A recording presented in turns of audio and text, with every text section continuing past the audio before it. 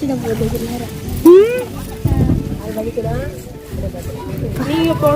போட்டீங்களா அப்ப மீன் வந்து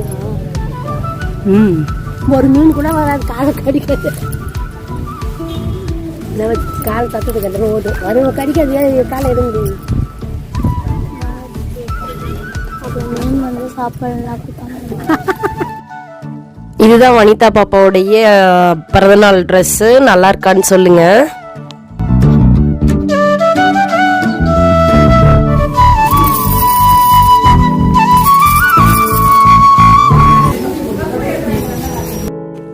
பாப்பா வந்து ஐயர்கிட்ட அவளுடைய ராசி நட்சத்திரம் எல்லாத்தையுமே வந்து சொல்லிட்டு நல்லபடியாக அர்ச்சனையை வந்து பண்ணிட்டு இருக்காங்க.